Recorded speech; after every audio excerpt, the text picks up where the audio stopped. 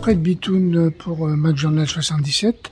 Je suis aujourd'hui à Congis-sur-Thérouanne. En fait, je suis dans la réserve naturelle régionale du Grand Voyeux, dans laquelle donc Amida Rezeg, l'élu de la région, s'apprête à présenter le fonds de soutien tourisme du nouveau schéma régional de développement du tourisme et des loisirs 2022-2028. Voilà, on est sur de la longue échéance. La réserve du Grand Voyeux, c'est quelque chose qui se visite, dans lequel donc il y a des zones humides, des eaux sèches et des sanctuaires pour la préservation des espèces animales, de certains oiseaux. Ce sont des espèces menacées et sur lesquelles donc le Grand Voyeux œuvre à les préserver. Donc, moi je me présente, je suis Émir Kord, je suis le conservateur de la réserve naturelle.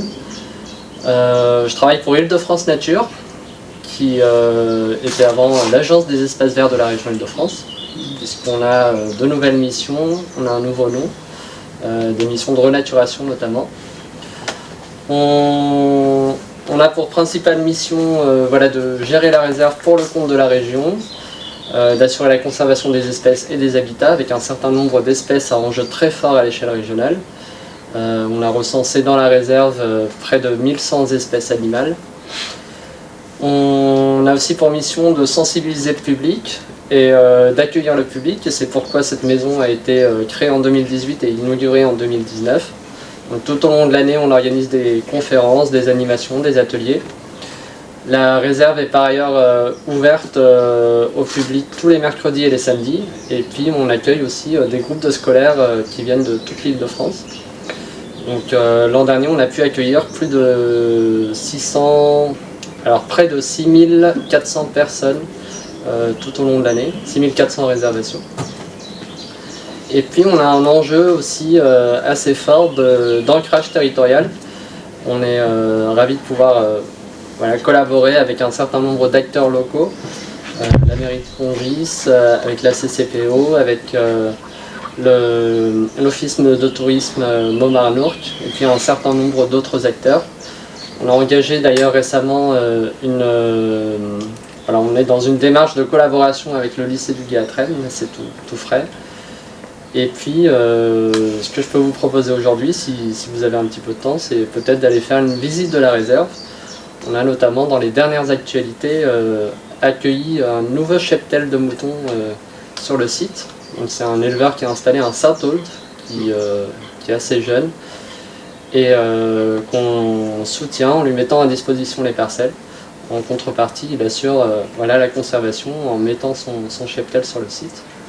Donc aujourd'hui, on a 98 moutons qui sont installés sur le site. Des ouessants? Alors non, c'est pas des ouessants. Historiquement, on avait un cheptel de Sologno. Là, on a un cheptel de Texel. C'est une race rustique de Hollande qui se développe de plus en plus en France. Vraiment vous montrer ce que la région a fait en matière de tourisme, en sachant qu'on a quand même une soixantaine de réunions pendant un an et demi avec tous les départements concernés, tous les professionnels du tourisme justement qui nous ont alimenté le nouveau schéma régional et touristique, parce que vous le savez, après la crise Covid, on a eu vraiment un tournant à 300 degrés du tourisme. Et vous dire aussi qu'on a eu un moment important il y a quelques semaines, déjà il y a 3 semaines, on a voté la fusion du comité régional du tourisme, donc le CRT, et Paris Choose Region. En fait, ça fera maintenant une grande attractivité touristique. Donc on n'a plus d'un côté le CRT et d'un côté l'organe du développement économique, parce qu'on a considéré que, comme ce soit à Londres, que ce soit à Milan, que ce soit dans de grandes villes au monde, il y a des grandes agences d'attractivité mélangeant le développement économique et le tourisme. Donc le CRT maintenant n'est plus une entité à part, on a une grande agence d'attractivité. Et le sujet aujourd'hui, c'est l'action régionale pour le tourisme. Donc vous savez si vous savez, je pense qu'en 2022, quand même, on a eu des chiffres assez importants. On reste tout le temps toujours la première destination au monde, ça c'est vraiment important de le dire. On a eu quand même en 2022 un peu plus de 44 millions de touristes, on est toujours sur ces grandes actions depuis 2016, que ce soit les volontaires du tourisme, comme on montrera tout à l'heure, il y aura un clip sur ça, que ce soit sur le prisme de la sécurité, on sécurise énormément les sites, que ce soit également sur toutes les subventions que nous attribuons, sur la sécurité, la promotion, la communication. Donc ça, on est tout le temps sur ces sujets-là. Le schéma régional du développement du tourisme et des loisirs que nous vous présentons aujourd'hui, vous avez d'ailleurs dans vos pochettes tout le carnet, le livret sur ces axes-là. Et puis, bien évidemment, l'action régionale, c'est le Fonds régional du tourisme avec un budget qui est de 23 millions d'euros quand même pour la région Île-de-France. Mais on a 10 millions pour le CRT. Donc avec la fusion, je pense que les chiffres vont certainement changer. Donc au total, il y aura comme 23 millions d'euros concernant le budget pour le tourisme. Les grandes actions depuis 2016. Alors ça, ce que je vous disais tout à l'heure, ça c'est les volontaires du tourisme. Donc ils sont positionnés sur un peu plus de 74 sites touristiques en région de France, avec bien évidemment aussi les monuments historiques.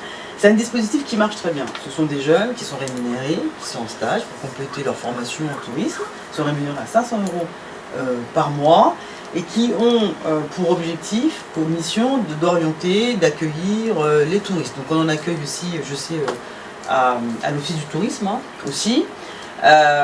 Et donc ils sont là pour améliorer l'accueil des sites touristiques et puis ça leur permet aussi d'apporter une expérience professionnelle à eux-mêmes. On les reconnaît avec leur gilet violet et on en a déployé depuis 2016 plus de 3000 volontaires du tourisme. Ça veut dire que même pour la Coupe du Monde de rugby, on va aussi en avoir énormément et puis bien évidemment sur les Jeux Olympiques Paralympiques.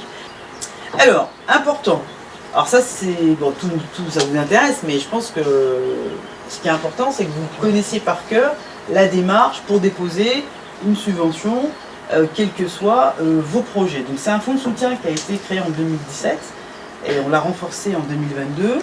Et le fonds de soutien, les subventions auxquelles vous avez droit, c'est destiné aux professionnels du tourisme, les collectivités locales, les fondations aussi, je ne sais pas si vous l'avez mis, mais ça c'est nouveau, les associations, les porteurs de projets, les 4 dispositifs sur lesquels vous pouvez postuler.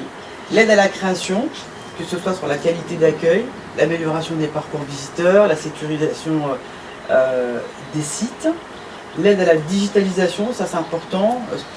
Vous voulez créer des nouvelles applications virtuelles, de la réalité augmentée, que ce soit aussi sur les sites internet que vous voulez justement moderniser, ça on accompagne énormément. Sur la création, l'adaptation, le développement d'offres touristiques, c'est la qualité d'accueil. L'aide à la création d'hébergement, donc ça je vous l'ai dit, hein, que ce soit sur des nouvelles offres itinérances, sur les mobilités douces, que ce soit aussi sur les produits locaux, donc ça c'est important parce que là on intervient aussi.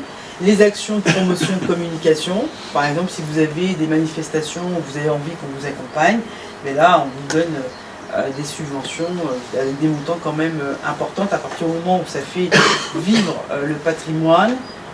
Et puis tout ce qui est savoir-faire francilien, on finance beaucoup de manifestations, bonjour les amis, on finance beaucoup de manifestations dans le cadre du patrimoine et puis tout ce qui est produits locaux, je pense à Briapi par exemple, ou d'autres manifestations qu'on accompagne.